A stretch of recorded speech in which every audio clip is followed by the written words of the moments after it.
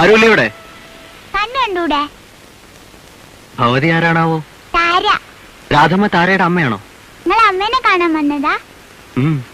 ഇരിക്കും, ഞാൻ അമ്മേനോട് പറയാം.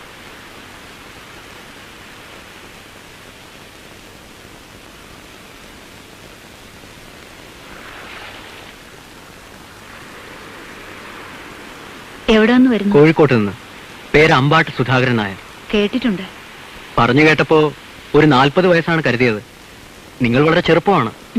സ്ത്രീകളെ പുകഴ്ത്താൻ അറിയാലോ. ഒന്ന് പരിചയപ്പെട്ടിരിക്കാമെന്ന് കരുതി. ഞങ്ങളുടെ പാർട്ടിയുടെ ഒരു യൂണിറ്റ് ഇവിടെ സംഘടിപ്പിക്കണമെന്നുണ്ട്. അന്വേഷിച്ചപ്പോ നിങ്ങളാണ് ഈ ദേശക്കാരുടെ ജീവിച്ചിരിക്കുന്ന ദൈവം എന്നറിയാൻ കഴിഞ്ഞു. പരിഹസിക്കുകയാണെന്നറിയാം. യൂണിയൻ ആരംഭിക്കാൻ എന്റെ സമ്മതമോ പിന്തുണയോ ആവശ്യമില്ലല്ലോ. ട്രേഡ് യൂണിയനുകളെ തുരങ്കം വെക്കുകയാണ് നിങ്ങളുടെ ഹോബി അല്ലേ? അതെ. ഇവിടുത്തെ മത്സ്യത്തൊഴിലാളികൾ തന്നെ ഏതാണ്ട് 10ഓളം ട്രേഡ് യൂണിയനുകൾ പ്രവർത്തിച്ചിരുന്നു. ഇന്നൊന്നും ബാക്കിയില്ല. ഉള്ളത് ഞങ്ങളുടെ യൂണിയൻ മാത്രമാണ്. ഏകാധിപതിയെ പോലെ നിങ്ങൾ അവരെ നയിക്കുന്നു. അതെ. അവരുടെ പിച്ചപാത്രത്തിൽ കൈയിട്ട് വാരാൻ മറ്റാരെയും അനുവദിക്കുന്നില്ല. ഞാൻ മാത്രമേ ഉള്ളൂ. എനിക്കവർ തരുന്നത് പണമല്ല, ആഹാരവും സംരക്ഷണവുമാണ്. അധികകാലം ഇത് നിലനിർത്തിക്കൊണ്ടുപോകാൻ പറ്റുമെന്ന് തോന്നുന്നുണ്ടോ? എന്തുകൊണ്ടില്ല? കേവലം 2 വർഷത്തെ അധ്വാനത്തിന്റെ ഫലമാണിത്. ബേപ്പൂർ കടപ്പുറത്ത് മാത്രമല്ല, ഇത് വ്യാപിക്കുകയാണ്. നിങ്ങളുടെ കൊടികൾ ഇവിടെ പാറുമെന്ന് തോന്നുന്നില്ല മിസ്റ്റർ അമ്പാട്ട് സുധാകരൻ നായർ. ആ, ചായ തരാൻ മറന്നു. ഇപ്പൊ വേണ്ട, ഞാൻ ഇനിയും വരും. അങ്കിൾ, ടാറ്റാ.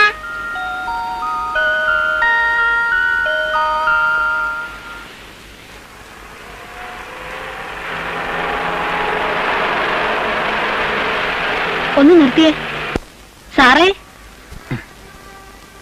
എന്താ അവിടെ? ഇവക്കൊരു ടെസ്റ്റ് ഉണ്ടായിരുന്നു ബാങ്കിന്റെ, അത് കഴിഞ്ഞ് പോണ വഴിയാ. എന്നിട്ട് വീട്ടിലോട്ടൊന്നും വന്നില്ലല്ലോ സാറേ. മോള് മറന്നോ? ഞങ്ങളങ്ങനെ പെട്ടെന്ന് മറക്കുന്നവരല്ല മാധവിയമ്മേ. വരൂ, നമുക്ക് വീട്ടിലേക്ക് പോവാം. അയ്യോ, ഇനി ഒരിക്കലാവട്ടെ, പോയിട്ട് അത്യാവശ്യമുണ്ട്. അതൊന്നും പറഞ്ഞാ പറ്റില്ല. കല്യാണത്തിനോ വന്നില്ല, കൊല്ലം 1 കഴിഞ്ഞു. ഇതിനിടയ്ക്കൊന്ന് വരാൻ തോന്നി. ഇപ്രാവശ്യം വീട്ടിൽ കയറിയിട്ട് പോയാ മതി. മോളെ, ഇത് രാമപിള്ള സാറ്, ഹരിയുടെ. ഓ, എനിക്കറിയാം. സുധർമ്മയില്ലേ?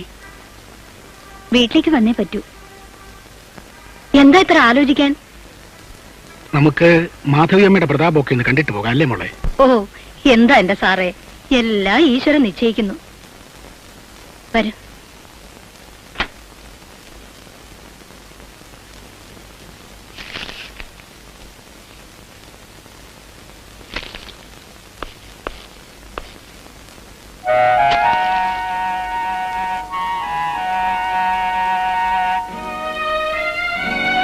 എപ്പോ വന്നു? വന്നേ ഉള്ളൂ. അച്ഛനുണ്ട്, കണ്ടില്ലേ? ഇല്ല. അമ്മ സൽക്കരിക്കാവും.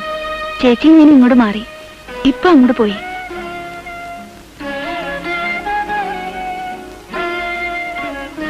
ഞാനിവിടെ നിൽക്കുന്നത് ബുദ്ധിമുട്ടായല്ലേ? സുധേ, എന്നോട് പ്രതികാരം ചെയ്യണോ? ഞാനോ? പിന്നെ എന്നും ഇങ്ങനെ സന്യാസിനെ പോലെ കഴിയാനാണോ നിശ്ചയം? ഏയ്, ആര് പറഞ്ഞു? എനിക്കൊരിക്കലും പറ്റില്ല സന്യസിക്കാൻ. സന്യാസം എന്ന് പറഞ്ഞാൽ ഫിസിക്കലല്ലോ, മെന്റലല്ലേ. മനസ്സിലിപ്പോഴും ഹരിയേട്ടന് സുഖമാണല്ലോ. എനിക്ക് സുഖം കിട്ടുമെന്ന് സുധയ്ക്ക് തോന്നുന്നുണ്ടോ? എക്സ്ക്യൂസ് മീ, ഹരിയെന്ന് നേരത്തെ വന്നല്ലോ. ഇവര് വരുമെന്നറിഞ്ഞോ? ഇല്ല, 1-2 പ്രോഗ്രാംസ് ക്യാൻസൽ ചെയ്തു. നാളെ ജില്ലാ വികസന സമിതി മീറ്റിംഗ് ഉണ്ട്. കുറച്ച് ഫയൽസ് പഠിക്കാനുണ്ട്. അപ്പോ ക്യാൻസൽ ചെയ്യാൻ പറ്റുന്ന പ്രോഗ്രാമുകളും ഉണ്ട്. ആ, ഞാൻ കാപ്പി എടുക്കാം. രണ്ടാൾക്കും സംസാരിക്കാൻ ഉണ്ടാവുമല്ലോ. ചേച്ചി ഇവിടെ ഇരിക്കൂ. ചേച്ചിയൊന്നും അല്ല കേട്ടോ, അനിയത്തിയാ. സ്ഥാനം കൊണ്ട് ഹരിയേട്ടന്റെ. സ്ഥാനം കൊണ്ട് നോക്കിയാലും മൂത്തത് ഞാനല്ല, അല്ലേ? എനിക്ക് മാഷ് ഒന്ന് കാണണം. സുധർമ്മയ്ക്ക് എത്ര വയസ്സായി? 22. അപ്പോ ഞാൻ പറഞ്ഞത് ശരിയാ. ആ, ഇരിക്കൂ. ചന്ദനം തൊട്ടില്ലേ? വേണ്ട, ഞാൻ കുളിച്ചിട്ടേ തൊടാറുള്ളൂ. എനിക്കങ്ങനെ വലിയ ഭക്തിയൊന്നുമില്ല. ഇന്ന് അമ്പലത്തിൽ പോയത് അമ്മയുടെ നിർബന്ധം കൊണ്ടാ. സുധർമ്മ വലിയ ഭക്തിയാണെന്ന് കേട്ടിട്ടുണ്ട്. ആരാ ഇഷ്ടദേവൻ? എല്ലാരും ഇഷ്ടദേവതകളാണ്. പതിവായിട്ട് ശിവന്റെ അമ്പലത്തിലാ പോവാ. ഓ, ശിവഭക്തിയാണല്ലേ? അത് കണ്ടോ, സുധർമ്മയെ പോലൊരു ഭക്തയാണ് സതി. കല്യാണത്തിന് ഹരിക്ക് ഒരു അജ്ഞാതം പ്രസന്റ് ചെയ്തതാ. പക്ഷേ ഇപ്പൊ എനിക്ക് ഉറപ്പായി അതാരുടേതാണെന്ന്.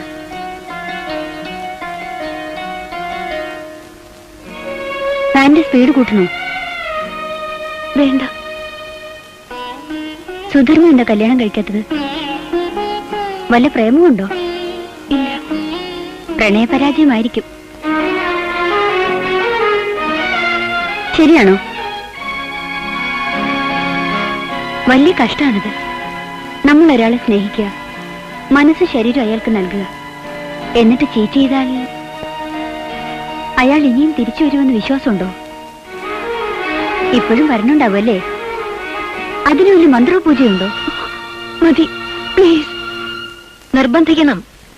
നല്ലൊരു ബന്ധം വരുമ്പോ അതങ്ങ് നടത്തണം. നിർബന്ധിക്കാണ്ടല്ല, സമ്മതിക്കണ്ടേ? വല്ല പശു ആടോ ആയിരുന്നെങ്കിൽ ഒന്നും നോക്കാതെ പിടിച്ചു കൊടുക്കായിരുന്നു. ഇതെനിക്ക് ഒന്നല്ലേ ഉള്ളൂ, ആണായിട്ടും പെണ്ണായിട്ടും. എന്തേ എന്തേ പറ്റിയത്? പോകാൻ നമുക്ക്. എന്തിനാ നീ കരയണേ?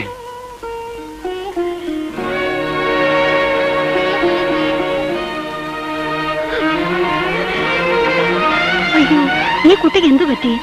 നിങ്ങൾ സംസാരിച്ചോണ്ടിരിക്കുവായിരുന്നില്ലേ? എന്താ ഉണ്ടായേ? ആ കാര്യം പോട്ടെ, അതിടയ്ക്ക് അങ്ങനെയാ. അതുകൊണ്ടാണ് പുറത്ത് എവിടേക്കെങ്കിലും പോവാൻ മടി. പോട്ടെ ഹരി. ഞാനൊന്നും പറഞ്ഞില്ല. ഞാനൊരു തമാശ പറഞ്ഞുകൊണ്ടിരിക്കുകയായിരുന്നു. പെട്ടെന്നൊരു കരച്ചില്ല. അതിന് തലക്കിത്തിരിയുണ്ട്. ഭ്രാന്ത് നിനക്കാണ്. നിന്റെ തമാശയൊക്കെ എനിക്കറിയാം. എടീ, ആ പോയ പെൺകുട്ടി അരുത് എന്നൊരു വാക്ക് പറഞ്ഞിരുന്നെങ്കിൽ ഈ താലി നിന്റെ കഴുത്തിൽ വീഴില്ലായിരുന്നു. ഞാനത് ഇപ്പൊ പറയുന്നു. ഇത് നിനക്ക് ഭിക്ഷ കിട്ടിയതാണ്. ഭിക്ഷ.